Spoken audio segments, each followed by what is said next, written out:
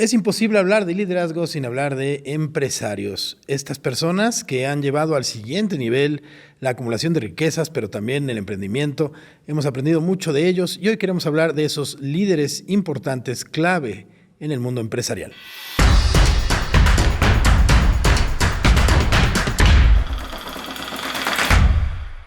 Para poder entender un poco más sobre este tema y clavarnos en el mundo de los empresarios, hoy estoy muy bien acompañado de mi querido Gerardo Laveaga. ¿Cómo estás? Gus, encantado de estar contigo como siempre. Es un gustazo estar aquí de vuelta para echar el cotorreo, aprovecharnos de todo tu vasto conocimiento, para aprender un poco más sobre el liderazgo. Pero ¿a qué llamaríamos liderazgo empresarial? ¿Cómo podríamos decir esta persona lidera en el mundo empresarial? ¿Cómo definirías? Bueno, aquellas personas que se han dedicado a producir riqueza.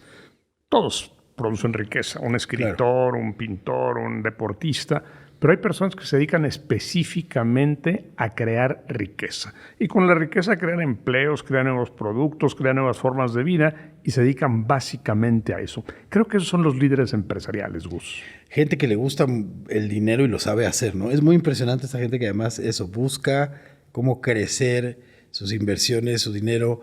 Gente que además tiene muy clara la visión de cómo hacer crecer inversiones, etcétera. Es un mundo que honestamente yo desconozco mucho y a esta gente, estos empresarios saben hacer dinero, ¿no? Sin duda.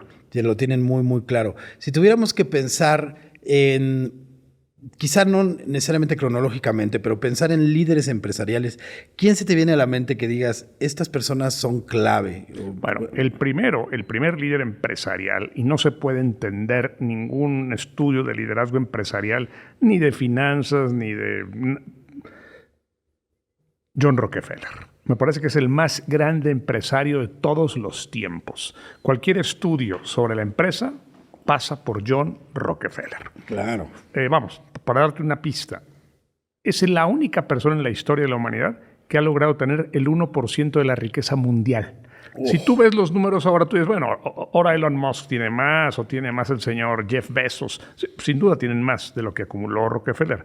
Pero comparado con los números de su época, nadie ha tenido el 1% de la riqueza mundial. Porcentual. Rockefeller la tuvo. Porcentual. Y era parte de un grupo de empresarios que se les decía de manera crítica los varones ladrones. ¿Por qué? Bueno, no, pero él no era de ese grupo. Les motejaron así los críticos, los que estaban a favor de una legislación antimonopolios, pues a él, a Carnegie, a JP Morgan, a Henry Ford. Bueno, a Henry Ford quizás lo sacan. Pero eran los señores que acumulaban y acumulaban y acumulaban. Pero eso no era un grupo que, oye, yo soy del grupo de los varones ladrones. No. Ellos no se llamaban así, claro. No, por supuesto. No, les decían así en sentido crítico, es lo que digo. Pero, ¿cómo acumula? ¿Cómo, por ejemplo, Rockefeller, cómo se vuelve Rockefeller? ¿Qué tuvo que hacer? Bueno, él encontró lo más importante que un empresario, un líder empresarial tiene que hacer es hallar una beta. Claro. ¿Cómo? ¿Por dónde? ¿Hacia dónde? Tener una visión. Si no tiene esa visión, y él la encontró en el petróleo. Claro. Ya se explotaba el petróleo, ya se hacían pozos, pero él dijo, no lo suficiente. O sea, aquí hay una beta y si yo me pongo a hacer más y más y más pozos, voy a ganar el mercado. Se convirtió prácticamente en el único petrolero de Estados Unidos en algún tiempo, o en el más importante, acaparaba un 80% del mercado del petróleo. Pero no solo en el petróleo, no solamente era perforar pozos, era transportar el petróleo, porque se dio cuenta, otra cosa que tiene que tener cualquier empresario, detectar la carencia de una sociedad. ¿Qué quiere la sociedad? Si tú quieres hacer dinero, yo quiero hacer dinero, lo primero que tenemos que hacer es decir, ¿qué le puedo ofrecer a la sociedad que quiera, que necesite? Claro. Y cómo se lo puedo ofrecer en las mejores condiciones posibles. Y eso hizo Rockefeller. Rockefeller no solamente producía estructuras para explotar el petróleo, sino para distribuirlo. Construyó ductos, hizo pacto con ferrocarriles, dijo, mira, tú me llevas el petróleo, yo te lo pago a tanto, pero nada más a mí. Es más, tenía hasta fábricas para hacer barriles de petróleo.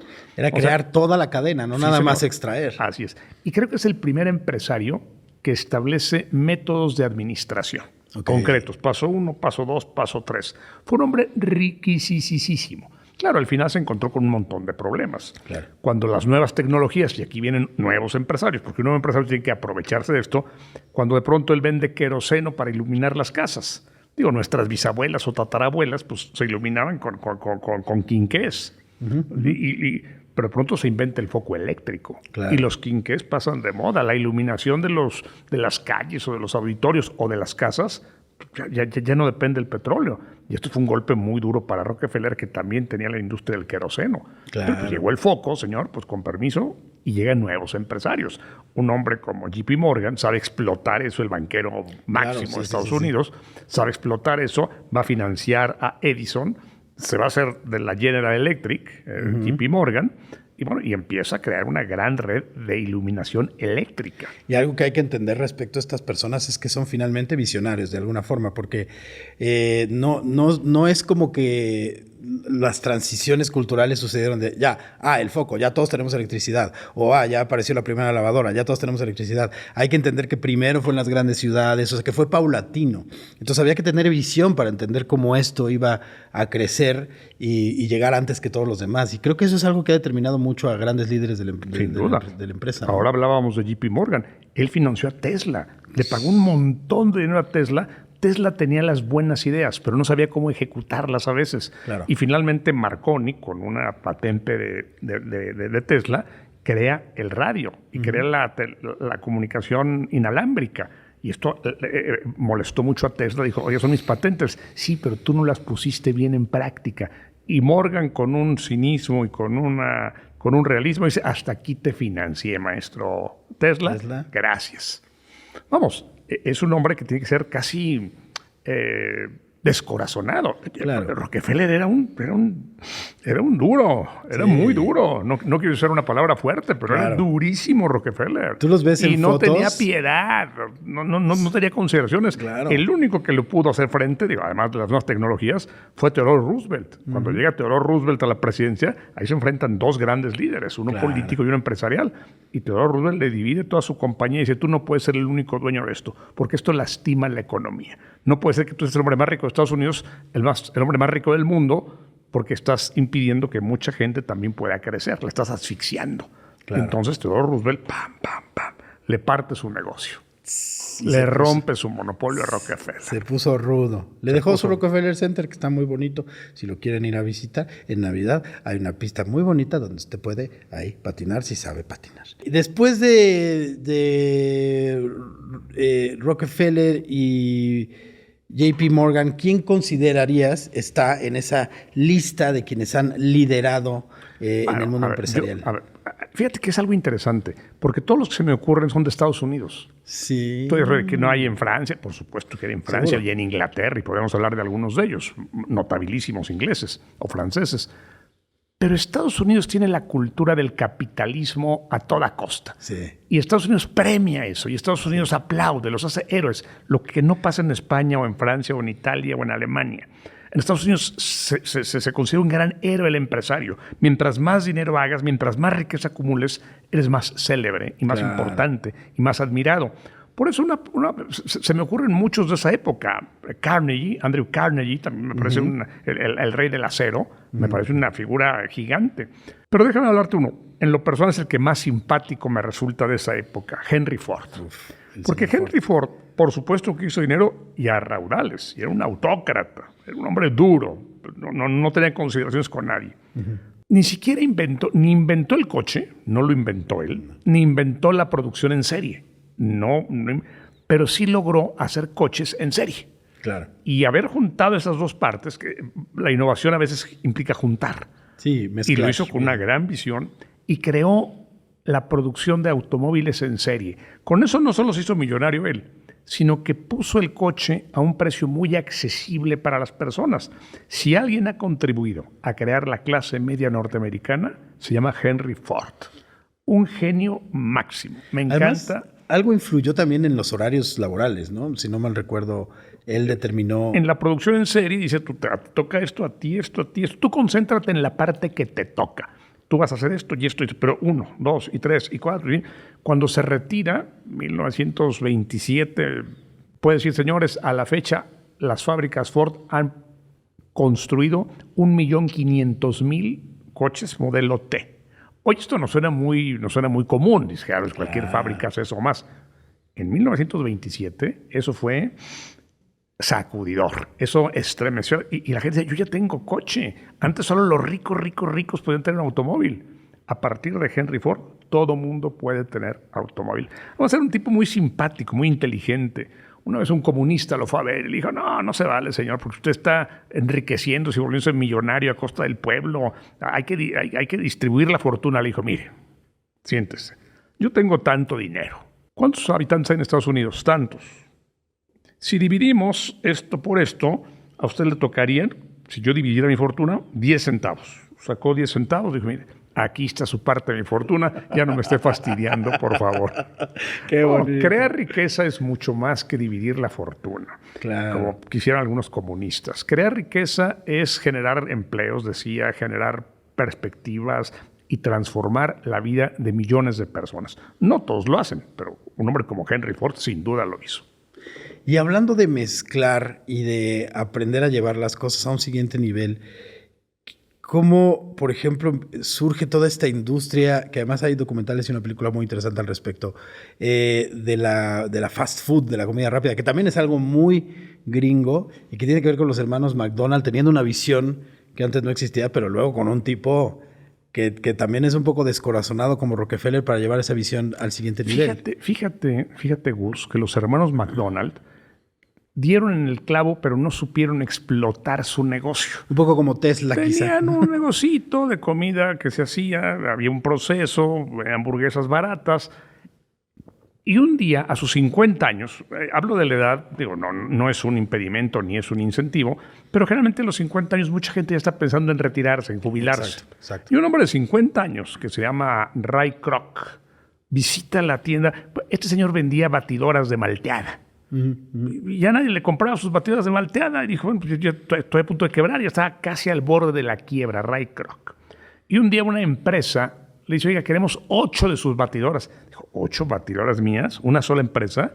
Pues, ¿quién la tiene? Y fue a visitar a los hermanos McDonald's, que ya tenían toda la estructura, el arco, todo esto.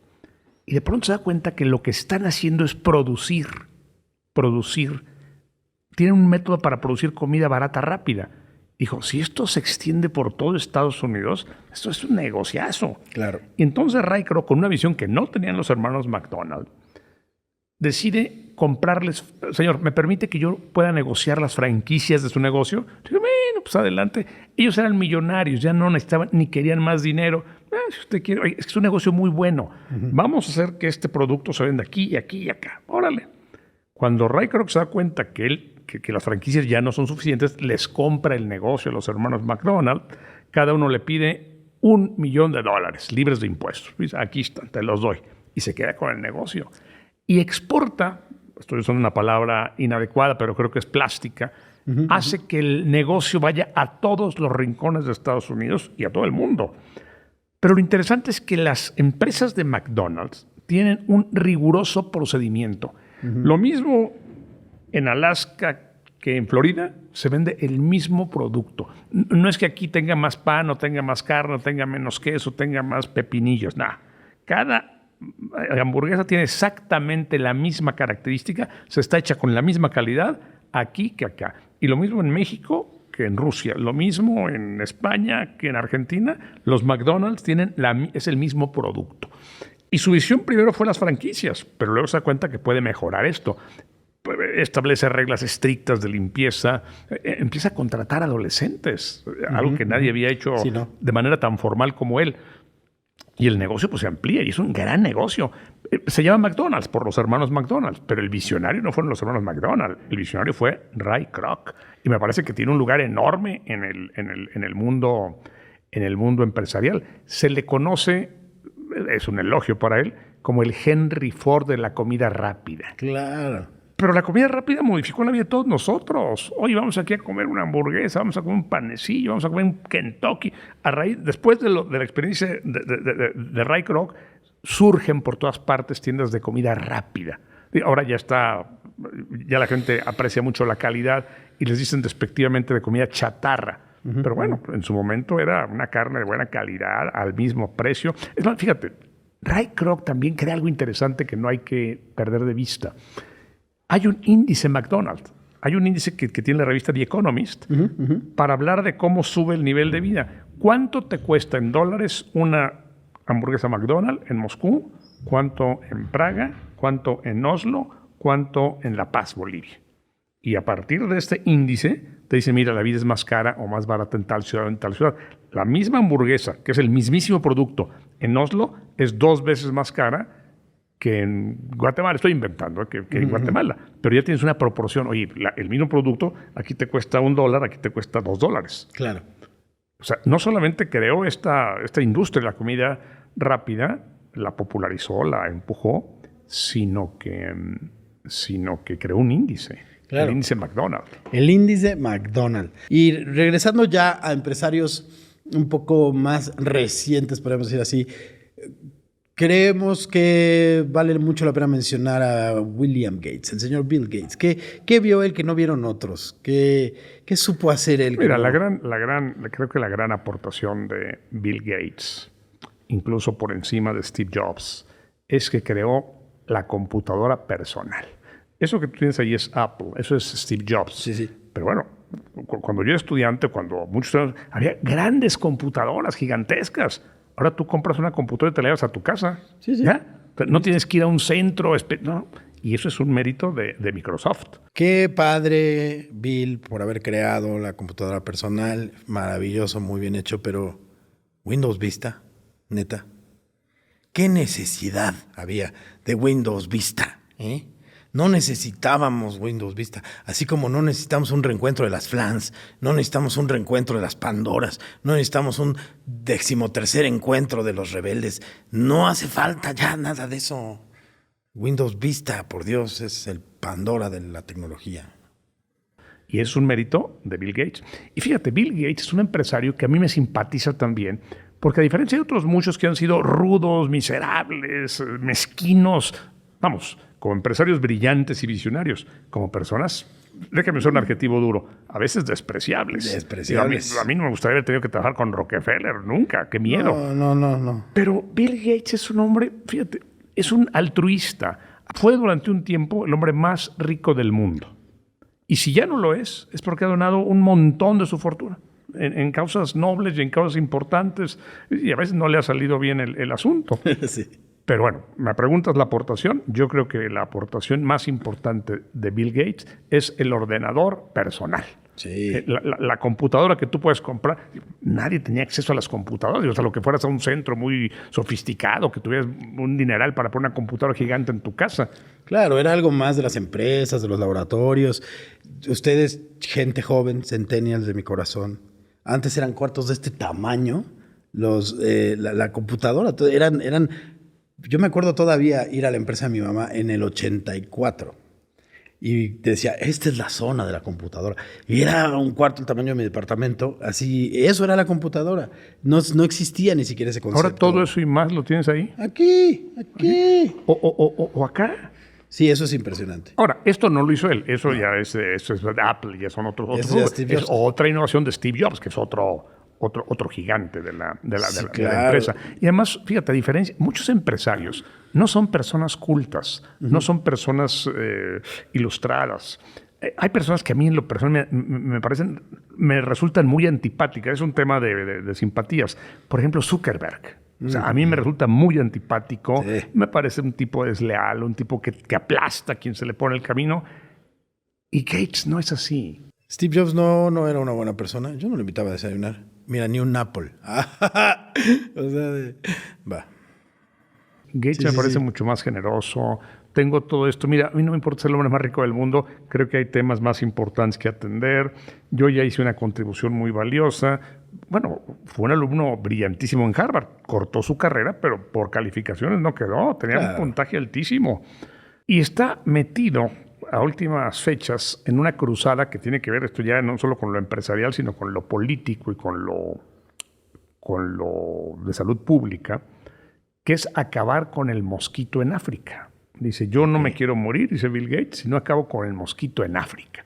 Pero esto que podría parecer una causa muy noble y que la gente dice que padre, hay que apoyarlo, pues mucha gente lo ha visto con preocupación. Claro. Porque si se acaban los mosquitos en África, todo el mundo va a sobrevivir y se nos van a lanzar aquí a Europa y van a invadir Europa todos los africanos. No, que el mosquito los controle. No, yo no, el mosquito, se murieron pobres. Yo no fui, fue el mosquito. Exacto, fueron los mosquitos. Y entonces Bill Gates ha encontrado con trabas y trabas y trabas. Y él dice, yo quiero acabar con los mosquitos.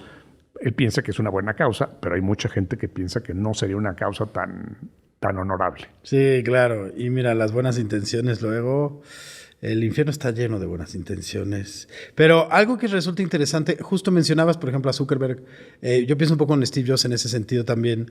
Estos eran considerados de manera general genios y por lo mismo temperamentales, difíciles, complejos, ¿no? Steve Jobs se sabía que era una persona muy difícil, que aunque públicamente era esta especie de profeta de la tecnología y traía a la luz las nuevas formas de comunicarnos, se sabía que detrás era un tipo también bastante y se portó muy mal con sus socios, se portó muy mal con su propia familia, la mamá de su hija. Con su hija, la que negó 30 años. Sí, era un tipo tremendo. No era una buena persona. No era una buena persona. Y sí, justo Bill Gates siempre ha tenido este aspecto más humano. Le debemos mucho a Steve Jobs, sin ir más lejos nuestros iPhones. Sí, claro. Sin ir más lejos. A mí, por ejemplo, yo que estoy muy metido en la creatividad, recuerdo el primer impacto y la primera razón por la cual yo quise investigar a Steve Jobs fue por este comercial que sacó de Think Different, que pues, evidentemente contrató expertos en publicidad, pero esta idea que él tenía de mostrar a todos los locos en el mundo y tenía imágenes, me acuerdo, era una narración muy, muy emotiva con una música ad hoc y eran imágenes de Einstein, imágenes de Churchill, imágenes de gente que ha cambiado el mundo, de Martin Luther King, mientras va dando todo un speech sobre cómo todos estos son los locos, los que están fuera del sistema, los que retan al sistema, los que rompen paradigmas, los que se atreven a soñar, etcétera, etcétera. Y al final dice, y esos locos son a los que más admiramos, porque finalmente el que está lo suficientemente loco como para pensar que puede cambiar el mundo es el que lo cambia. Think different, ¿no? Y me acuerdo de ese comercial y se me quedó pegadísimo para siempre. Y yo desde ahí dije, necesito saber quién es este tipo, qué es Apple. Me empecé a investigar, a leer todo lo que pude. Me volví un poco tecnócrata a partir de ese asunto. Y sí, definitivamente hizo muchísimo por la empresa, por el futuro. Y él le dio otro elemento que no tenían tanto los PCs y todo lo portátil, que era la exclusividad. También los empresarios como que saben ubicar exactamente cómo hacer lo que decías. También como localizo una necesidad, pero también la creo. Algunos empresarios crean esas necesidades. Y creo que Steve Jobs es el maestro de crear necesidades. Ahora, cuando tú ves las filas y filas y filas cuando sale el nuevo iPhone, eso no era una necesidad básica, mis reyes. Hace 15 años, hace 20 años teníamos de esos Nokias de ladrillo, ¿no? Que aventabas y matabas a alguien. Y ahora el iPhone es una necesidad. Entonces creo que también hay esta visión empresarial muy, muy reciente quizá, ¿no? De crear necesidades, ¿no? Que tiene que ver con el consumismo. Steve Jobs era un maestro para eso. Sí, sin duda. Ahora mira, yo no sé si se pueden crear necesidades que te faciliten la vida. No sé si es tendríamos que, es un tema filosófico casi. Sí, claro. Se crea la necesidad o no se crea la necesidad. Pero ciertamente, si yo veo algo que me facilita la vida, pues yo lo quiero. O sea lo que sea, yo lo quiero. Y es barato, pues con más razón lo quiero. Por supuesto que lo quiero. No es que tengas la necesidad. Piensa, por ejemplo, otras dos empresarias mujeres que hay que mencionar. Anita Roddick y Maria Kay, que fueron mujeres, una inglesa y una norteamericana, que empezaron a decir, vamos a hacer, ¿qué está fallándonos? Que no estamos incorporando a las mujeres, las necesidades de las mujeres. Y crean dos empresas enormes de maquillaje y de cosméticos. Y también habría que hablar de Coco Chanel y de una gran cantidad de señoras que aprovecharon la moda, lo que ya se tenía, pero no era una necesidad. Es de pronto yo digo, oye, qué bonito saco tienes, yo quiero uno igual, qué bien te luce, ¿y dónde lo compraste? ¿Es una necesidad que me crearon? Pues, quizás no, quizás yo quiero ser como tú y al ver tu saco tan bonito, tu playera o tus tenis, yo digo, yo quiero unos para mí y voy a comprarlos. No sé hasta dónde estas mujeres que crearon fábricas con mujeres, que capacitaron mujeres, que impulsaron a la mujer de manera excepcional y que fueron más filántropas, generosas, cordiales, crearon necesidades. Las mujeres se maquillan desde los tiempos más antiguos. Claro, no es una necesidad, Pero cuando yo encuentro que hay un lipstick o que hay una cosita muy rápida para maquillarme, dice la mujer, pues yo la compro. ¿Para qué voy a estar 4 horas en aquel estudio cuando aquí compro esto y ya estoy lista en 10 minutos en mi casa? Claro. La pregunta es, ¿se crea una necesidad o no? Piensa en otro empresario, en Sam Walton, el que crea los Walmart. Sí, Walmart. Walmart. Bueno, simplemente lleva las tiendas y las acerca a tu casa. Eso es todo lo que hace. Entonces hace unas tiendas de descuento gigantescas y están en tu casa. Pues ya para qué voy a 14 tienditas cuando aquí tengo todo y barato. Claro. O sea, el señor no te creó la necesidad. Yo necesitaba jamón y leche y pan. Eso lo necesitaba desde hace tiempo. Simplemente el señor me pone la tienda enfrente y Sam Walton se vuelve otro millonario y es otro de los grandes empresarios, ícono en el mundo empresarial, un líder empresarial sin duda, un hombre que se tiene como punto de comparación. Ahora, ¿qué pasa con los Walmarts? Bueno, que mucha gente dice que llegue el Walmart y desplaza un montón de tienditas chiquitas. Claro. No se vale. Entonces, mucha gente, muchos activistas se oponen a que se abran Walmart. No es posible, ciérrenlos. Pero pues eso satisface las necesidades tuyas y mías. Son estas tiendas donde venden todo barato. Pues claro. Vamos ahí. Ahora, hoy tiene muchos problemas Walmart. Sí. Porque ya está siendo desplazado. Cuando llega otro empresario, por ejemplo, piensa en Jeff Bezos. El Amazon. O sea, yo te llevo el producto a tu casa, no vengas por él, no salgas, hermano, quédate. ¡Ay, qué maravilla! Uno me acercaba el producto.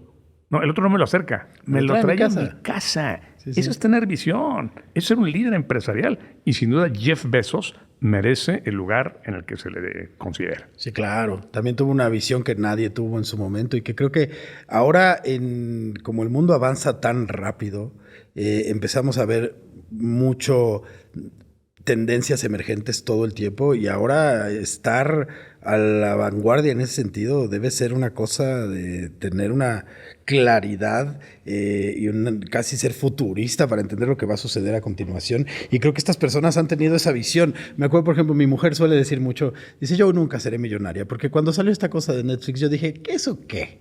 Eso ni va a durar, ¿no? Y luego cuando salió Amazon dije, ¿eso qué?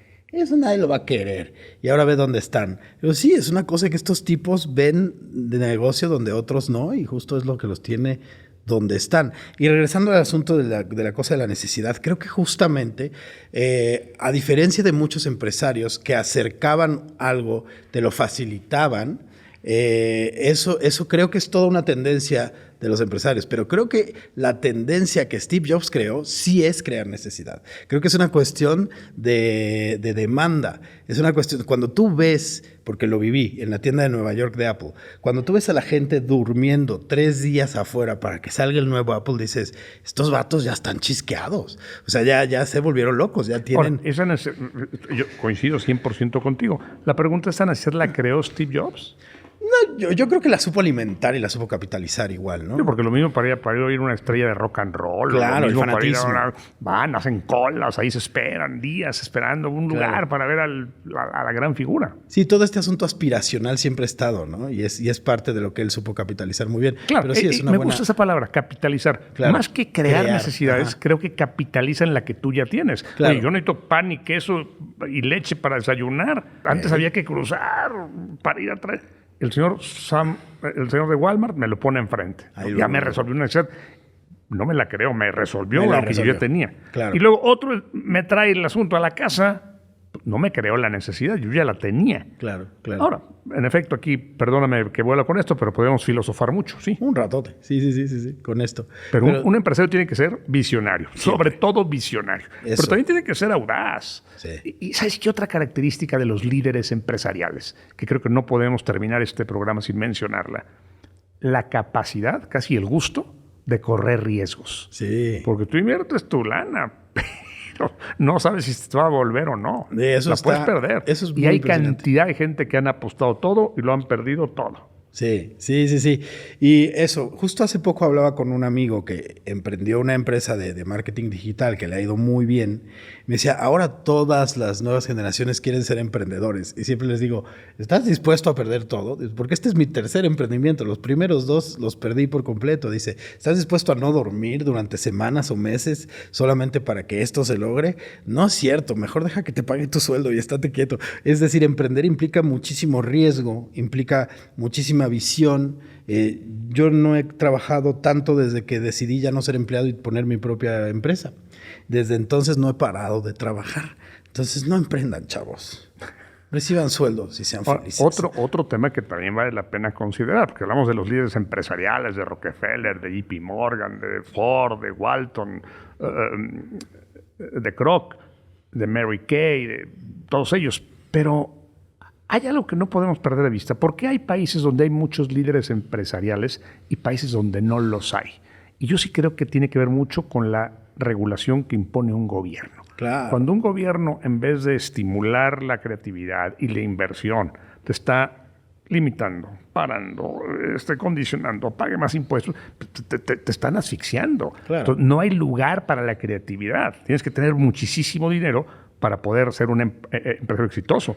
Pero los pequeños empresarios o la gente que arriesga, si tiene un sistema absolutamente regulatorio y asfixiante, difícilmente podrá crecer. Y claro, es un tema que tenemos también que considerar cuando hablemos del liderazgo empresarial. Claro, claro, que también es enfrentarse a muchos factores que son externos y se vuelve mucho más difícil. Y como dices, Estados Unidos finalmente también es un semillero porque todo el sistema lo promueve. Pero bueno, podríamos estar hablando horas, mi estimado Gerardo, y yo con gusto aquí me seguiría filosofando y pensando en los grandes empresarios, pero ya se nos acabó el tiempo. Piensen ustedes, mis queridos kibernautas, ¿quiénes consideran líderes empresariales? A lo mejor no los mencionamos acá porque tenemos el tiempo limitado. Coméntenlo, por favor, y ahí nos ponemos a discutirlo. De entrada, yo quiero agradecerte, como siempre, estas deliciosas pláticas, mi estimado Gerardo Lavera. El agradecido siempre soy yo.